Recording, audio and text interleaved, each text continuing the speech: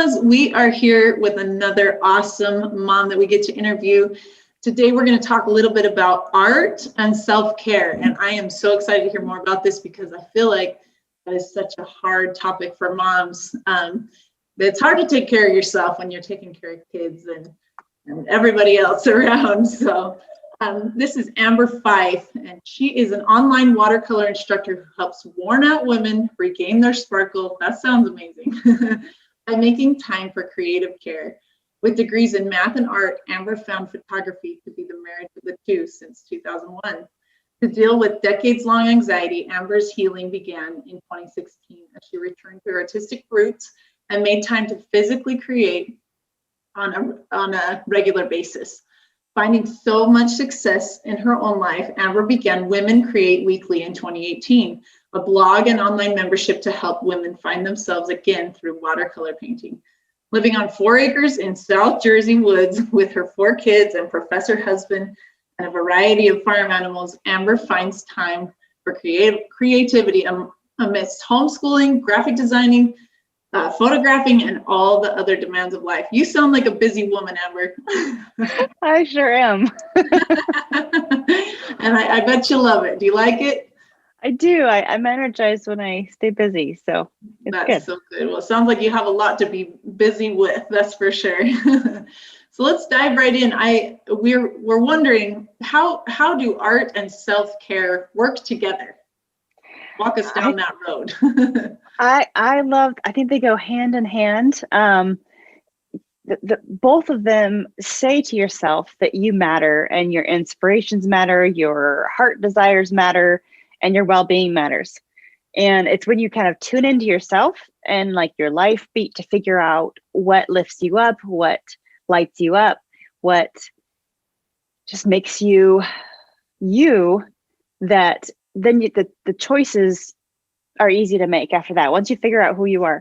And so there's self-care, very basics, making sure you're sleeping enough and feeling your body, and the stuff that we sacrifice sometimes when we've had a long day. We scroll Facebook for an hour in bed and then we are tired the next morning. I mean, that's what I do.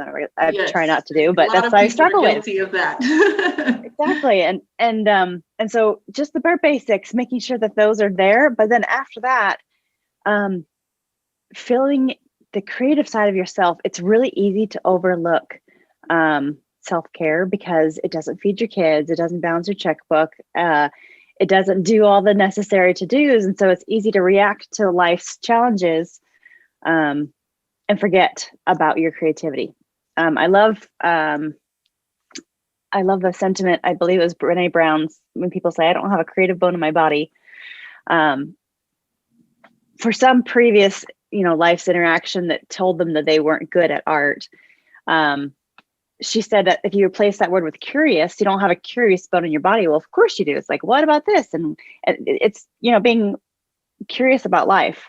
So I would say that when you make time to tell yourself you're important, when you set that time aside in your schedule, whatever that is, you show up better in all other aspects of your life. And so sometimes self-care might be very simple, small things.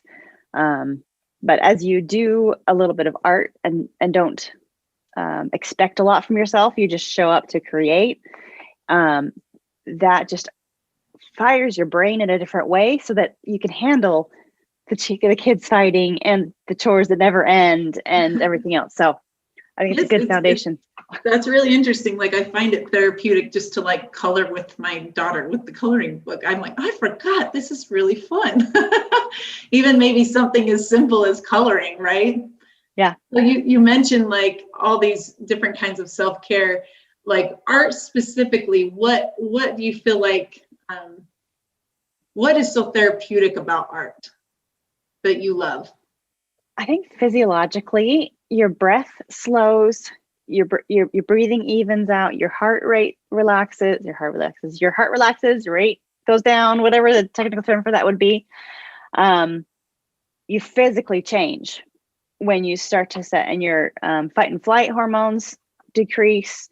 And this, I'm an anxiety holder for lots of time that I've worked hard to work on. But a lot of the day it's like, oh, this sibling's fighting and I have this and this has to get done. And I didn't think of this and this. And like, that's what we're holding all day long.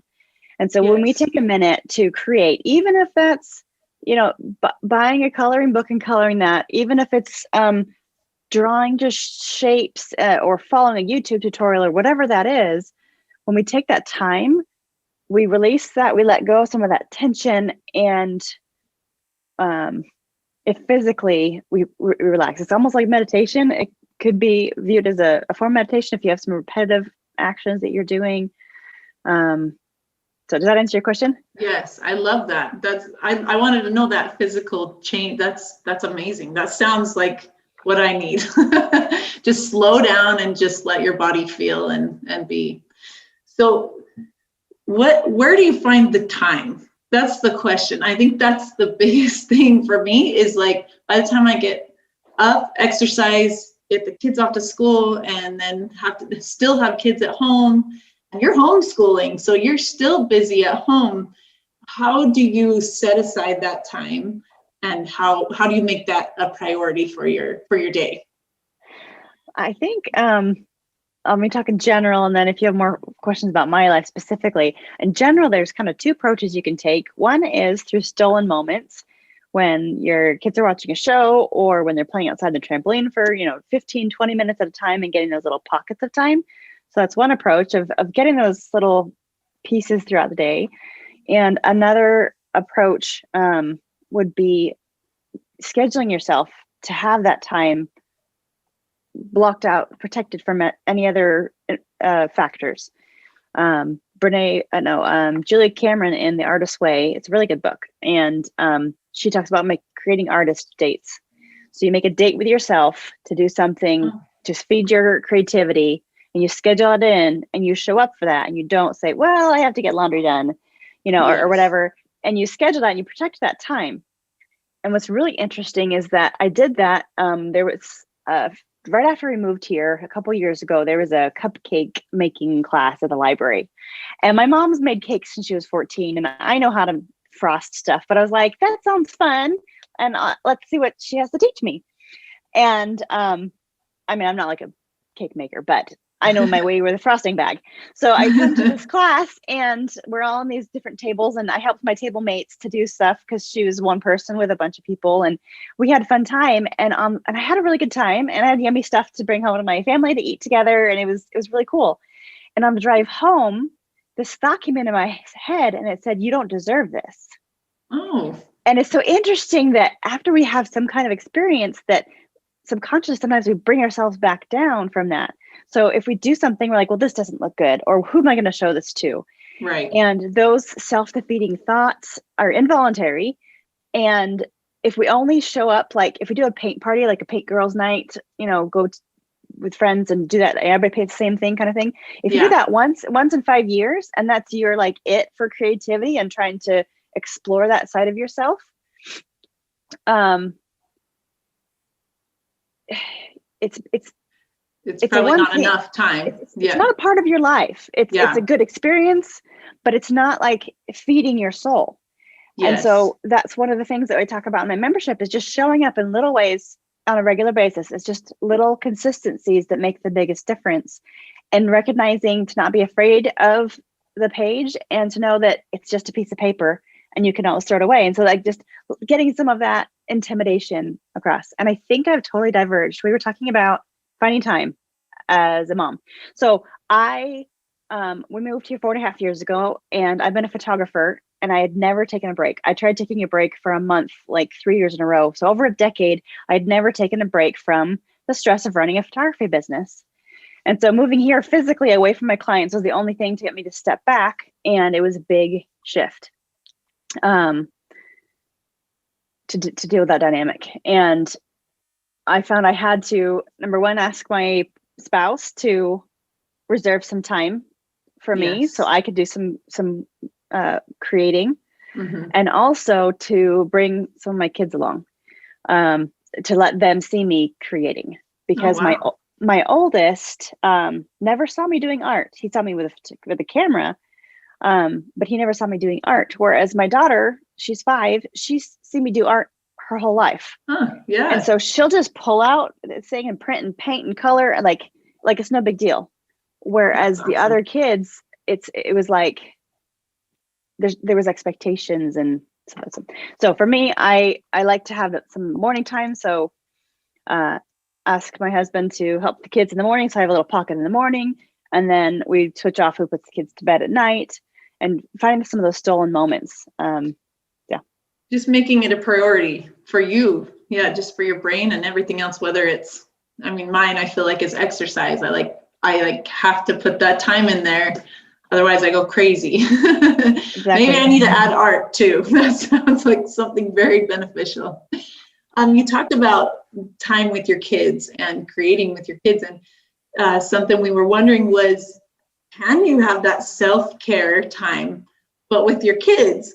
Or like you can do it with, I don't know, that just sounds chaotic to me, just with my kids. But I don't know how old your kids are, but there's a range of different ages, I'm sure, with all these moms. But what's your suggestion that way? Can you still have self-care and have your kids with you? That's a great question. I would say the first step would be to do a little self-assessment and see where you're at on a scale of 1 to 10 of how worn out are you? How stretched thin do you feel?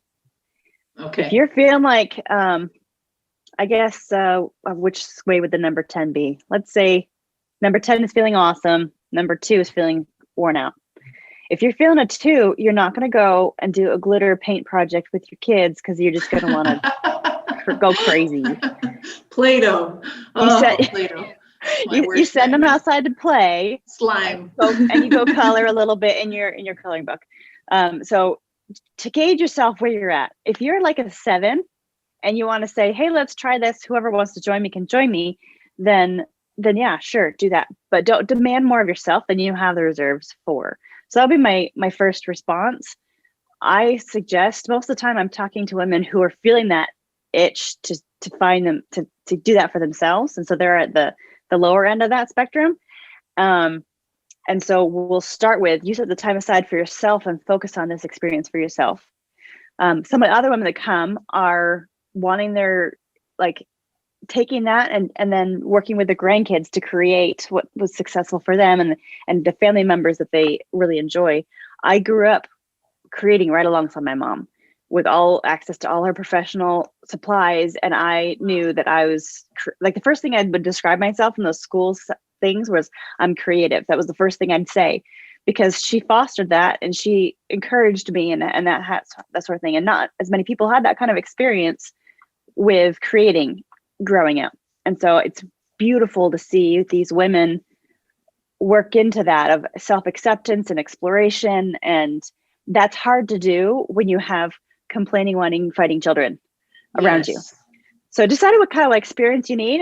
And some moms are like, well, I can't do stuff without my kids at this stage. And, do whatever you can do at the stage you're at. But if you're feeling in that lower end of the spectrum of wanting to feed your soul, work that in so you can get that feeding. And then as you're feeling better, you have more of that to give, to have some of those kind of experiences with your kids, which are important too. I love that. Yeah. And like, don't pull out the slime when you're not ready for a mess. Yes, I love that. Gauge where you're at and then decide what kind of project you can do if you have those littles at home that you can't really let them out of your sight. I like that a lot. Well, I don't know, how has self-care and art kind of benefited you the most? How do you think it could benefit our moms the most? For me, I would say 2 answers: changing my internal dialogue and fostering a sense of possibility. And I'm making this up on the fly, so I might forget what those 2 are, but changing that internal dialogue, if you track what your thoughts are throughout the day, you'll find that probably a lot of them are negative. Mm-hmm. And aren't serving you. You're thinking they're serving you to keep you on course to what you need to do. And so some of the stuff we do inside my membership, like you want to flip those thoughts and rewalk those pathways in your brain to be shifting some of this, instead of, oh, I never do the laundry, to I focus on what's important and get it done if I need it. And just kind of shifting the way you're talking to yourself and about yourself. Because I used to have a really negative talk, and I still, it's involuntary. Those thoughts come. And so I would say that making time for self-care and creating has helped me shift that undertone of what that is running throughout the day. And the other piece of possibility is when you sit and you do something creative and then you see something else, instead of thinking I could never do that, or just getting discouraged when you see something, there's this sense of, maybe I can. And that can go towards, maybe I can remodel my bathroom. Maybe I can have patience with my child for this hard math problem. Like, it's just a sense of possibility that comes with accomplishing something and exploring yourself in this other way. It does affect everything else you do and how you show up in the other aspects. And I don't know. Does that answer your question? I love that. I think you've touched a lot on your thoughts about yourself. That's self-care, and that's the love you need. You need to tell yourself those things, like, yes, I can sit down and paint a bird. Because for me, that's not something I feel like, I could sit down and do. Or, you tell yourself, you have to tell yourself that you are good enough to do these things.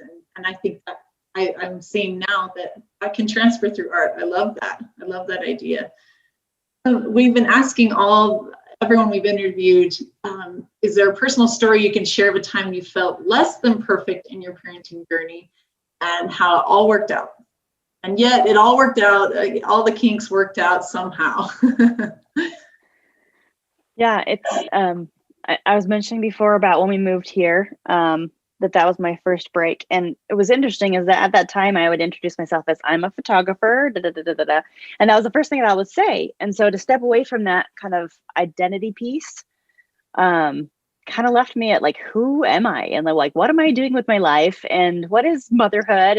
And how do I like, it just threw me for a loop a little bit. And it took away the busyness that I'd been rushing through and satisfying my clients. And, when they're saying, you're wonderful and throwing money at you, that, that's really fun. But then when that was gone, it was like, I was kind of paralyzed by this overwhelming guilt of, I'm a bad mom. And that was my paradigm, that I was a bad mom. And I knew I wasn't hurting my kids and I wasn't screaming at them. But I just felt this, I'm not good enough. If my kids are fighting or misbehaving, it's because I'm not a good enough mom to handle it. And I'm not a good enough, I haven't taught them well enough. And all of those kind of guilt thoughts. And so the journey began to change with the internal dialogue, paying attention to those thoughts and shifting those thoughts. And there was a number of things over the last three and a half years that have helped me on personal development and growing and that sort of thing. But I think it really was taking the time. We moved here in the summer, and by like February, it was like, it's the middle of that dead winter time when life just stinks, yes. Typically, and just evaluating myself. And I was like, I need to start creating again. And so I would try to start to draw some stuff. And of course I wasn't as good as I was in college. And I wasn't as good as I was as a photographer. So it was really discouraging, but I kept playing and exploring and doing, and things started to lighten. Julia Cameron, the Artist's Way book, talks about writing morning pages where you just write, stream of consciousness writing. And I found that when I did that for the first time, it was like 2 weeks solid of all the negative thoughts that were running in my head. And after about 2 weeks, there was a shift. And I started I knew that all these things, these heavy things, were safe on this paper if I needed to go get it, because I couldn't just not worry about it. So they were there on the paper if I needed them. And about 2 weeks, it shifted to start to be looking forward thinking of and hopeful, and kind of shift that. and being excited about what I was creating, and what if I this, and what if I this, and ooh, what about, and that sort of shifted. And so today I know I'm a loving, capable, talented mom, and I'm going to be there for my kids for their entire life and just love them to pieces. I'm confident and I'm hopeful, and I really believe that adding creativity in a thread in my life. I'm not spending like an hour a day painting. I would love to, so I could keep improving. Even a half an hour a week doing something, whether that's following a YouTube tutorial or coming to like a Zoom class with an instructor like me, or whether that's coloring in a book you got off Amazon, whatever it is, if you just do that on a regular basis, just things start to shift, and it's really beautiful. And we're not done. We're going to be continuing to change and grow for our whole lives. But it's really made the biggest difference. I love that. Thank you so much. And I like the thought that once you get creative and you start doing these things, you think, well, what else can I do? What else can I do? If I can do this, what else can I do? And I like what you're preaching and teaching here. What would you say is your number one takeaway for our moms? Create a life that you don't need a vacation from. I love that. I actually just read that in a book. Oh, did you? Yeah. I like that. You want to expand on that? Sure. The first way I wrote it down was create a life you don't want to run away from, but I thought that sounded a little bit more extreme, because I don't want to run away from my kids, but I do want to escape from them sometimes. You want a vacation every once in a while. So I would say you can't pour from an empty cup, and finding ways to feed your soul in whatever way that it's going to be, scheduling in those regular times, and then keeping accountable for that. And so for the ladies that I help, knowing that we're going to see each other and the accountability, and that there's nothing outside, you just show up and we have fun, and then it's over.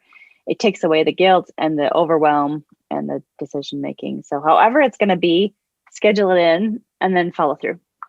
I love that. Thank you so much, Amber. You've given so many good little nuggets that I've needed today. And we're excited to have you on here, and we're so thankful for everything you've shared. Thank you. Hello, my name is Rich Christensen, and through the years of entrepreneurship and growing crazy businesses, I lost a view of what was really important. Through a series of really tender experiences, my mentor taught me you can replace anything in this world, but you cannot replace your family. So I made a dramatic pivot and started embedding deeply in my family some of the same principles that applied to business. My wife and I began very deliberately parenting. We looked for models, how not to mess our children up. There were really no good models to teach values, to entrench family unity, and to make sure that the values passed on in legacy to my children, and more importantly, my grandchildren and great-grandchildren. So like every great entrepreneur, I secretly created my own models. I was very hesitant to talk about it, but a few of my closest friends saw the impact that this was having on my children.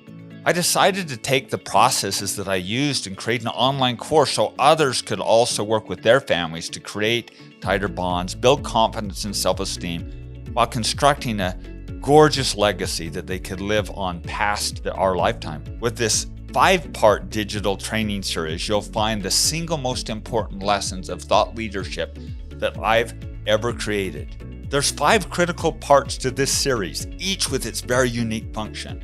The first is symbols, creating unifying symbols that we all can touch to. Second is the doctrine, the guiding principles that we can tag and understand what the rules are. The third is the traditions or the rituals, where we actually formalize and we unite and show that we're unified with the values. The fourth, my favorite, the defining life events. The final section of this is the structure.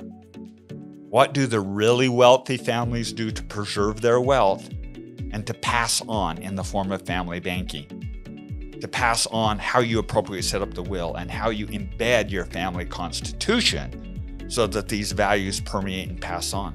I can tell you firsthand that taking these steps to create a beautiful life for my family is the most important work that I've ever done, and also the most rewarding. I would invite you to learn some of these principles, unify your family, bond them, and take some of the guesswork out of this. And I'm going to provide you the framework to make that happen with this 30 years of life experiences.